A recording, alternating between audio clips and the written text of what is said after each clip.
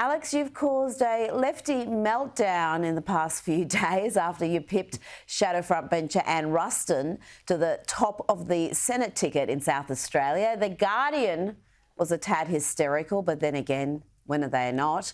The ABC's Patricia Karvelas called you a hard right backbench senator who has knocked off SA's most senior female Liberal. How dare you win a Democratic vote? And then we had this from Labor Minister Katherine King. We've seen in recent days those opposite knock off their most senior woman in South Australia for their Senate ticket in favour of a man who's a COVID conspiracist and thinks and frankly is also a Putin apologist. Right. No wonder they're backing Russia on fuel efficiency standards, frankly. What is it about you that scares them so much? Is it that you're a straight white male oozing toxic masculinity, or the fact that you're actually a conservative with some real principles? Hard right, far right. I saw a great meme Elon Musk tweeted today with a guy doing a song about, how people who traditionally were just, kind of traditional conservatives are now all far right and hard right, and it's so true. I don't really know. We saw a fairly predictable meltdown from the swamp media, and you expect that, but they've got someone to take aim at now, and so be it. I mean, the reality of the situation is this was a perfectly fair Democratic vote of the Liberal Party. I'm extremely honoured to lead the ticket, I have to say. It's a huge honour. I think from our side of politics, this is just another example of how we have to continue to shrug off this identity politics narrative. It's a grievance narrative. It really has no basis in fact. I mean, in South Australia alone, the last 4 legislative councils, so state upper house seats, have gone to women. That hasn't happened by design. It's happened because they were actually the best people for the job. And we go round and round in circles on this, merit-based argument. We just got to ignore it. The other thing is, Rita, I just don't care. So it's just, so they can say what they like. They say everything else. I get called hard right, far right, all those other names. Who cares? Whatever. That is a good way to approach it, and not to play by their rules. And I think the Liberals are too often guilty of doing just that. But Minister Katherine King wasn't done with you yet. She also had this to say. Actions like that actually matter. They matter for the decisions that are made around the cabinet table. They matter in terms of the decisions that are made around the party room. I am very proud to be part of a government that is promoting the economic and social interests of women. Those opposite have got a lot to learn. Now, it's very interesting, all this talk about female representation and womanhood from a mob who cannot tell you what a woman is. And if you ask them to answer that question, they would be very confused indeed. But it's one thing for Labor and the Greens and their media mouthpieces to melt down over your pre-selection battle. But even some of your Liberal colleagues, Senator Jane Hume, for example, expressed their disappointment. Let's have a look. Personally, I'm disappointed. Anne Ruston is a senior member of the Shadow Cabinet. She's an exceptionally good Shadow Minister, and quite frankly, I think that this was a mistake. But it's a mistake that is a decision of the South Australian Liberal Division. It's not a decision that I can make. But I note, Alex, she's not so upset about a man beating 2 female opponents to win pre-selection. She posted this yesterday, congratulating Tim Wilson, who was pre-selected for the Melbourne Bayside seat of Goldstein, and beat 2 women to do that. What's your response to this selective feminism from your own side? Well, I think, Rita, look, these are matters for people to run a commentary on if they want. If people are disappointed, I'm very happy for them to be disappointed. That's a matter for Jane, and it's not a matter for anyone other than the 200-odd members of the State Council in South Australia to be disappointed or otherwise. And that's the end of the story. Once again, it just really not something I've turned my mind to. All right, well, let's move on to Labor staring down the barrel of a minority government at best at the next election. If this polling holds up, the primary vote is now lower than it was at the last election. The latest news poll published today shows Labor at 32%, Coalition at 37% with the primary vote. Seems there's no lasting impact, no positive there for Labor with their stage 3 tax cut backflip.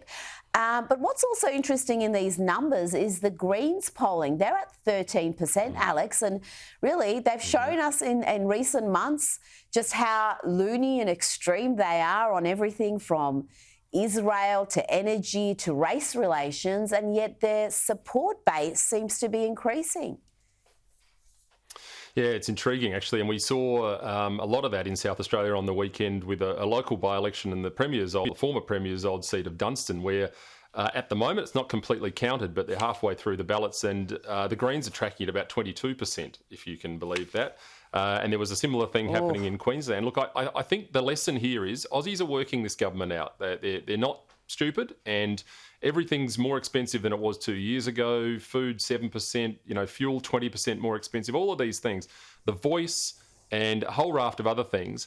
So we know that. We know that they're going to work out this Labor government by the time we get to the next election. But what we have to be careful of are the incursions from the fringes, so the other sides of politics. And I talked about this a lot last week during my pre-selection. I said, listen, in South Australia, there are polls which suggest One Nation's vote is as high as 11, 12, 13% in South Australia, and the same applies to the Greens. So once again, we've been through this path a million times. The message for my side of politics is the Liberal Party needs to be liberal and it needs to prosecute those values, and we win. We did so in 2019 with the Morrison miracle election. It really wasn't a miracle as such.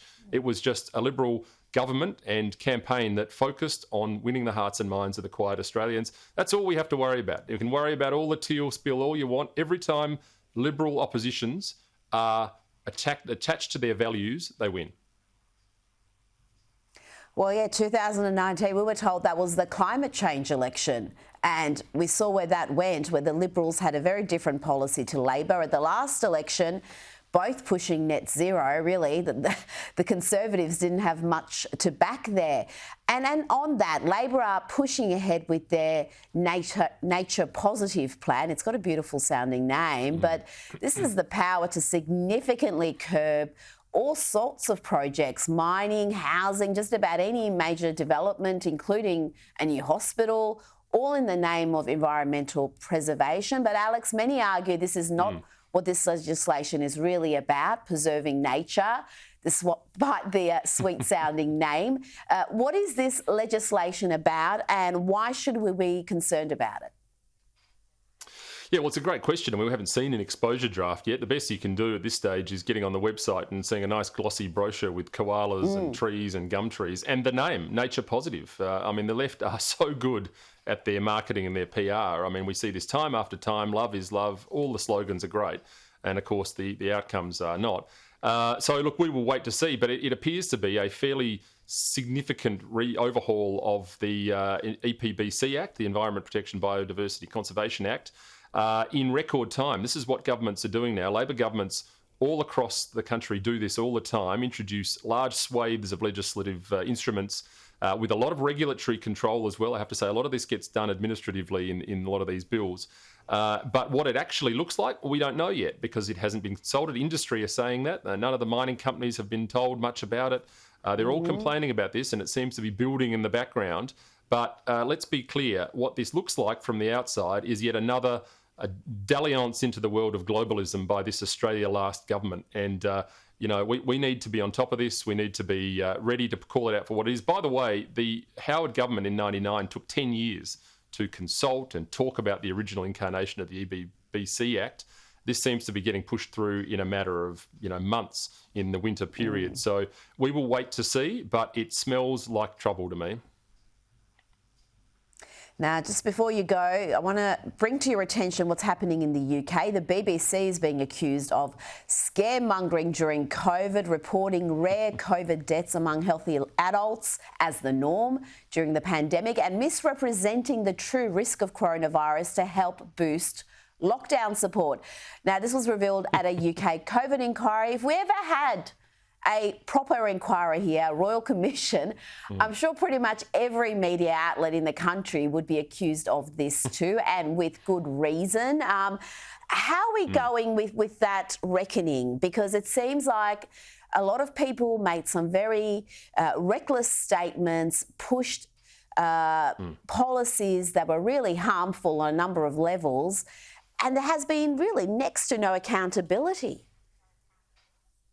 Yeah, that's right. And of course, a group of us have been pushing for a Royal Commission for some considerable time, a proper one, by the way. I mean, the Albanese government set up an inquiry which, is just clearly not going to do the job it needs to do. It just can't.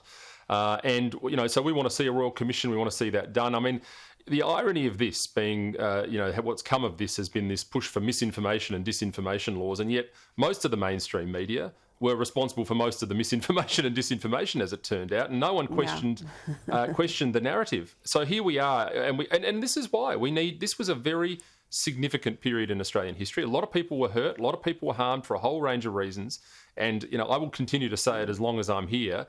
We need a Royal Commission. It needs to be a proper, excuse the expression, root and branch. Look, I hate it, but I had to use it because I couldn't think of anything else.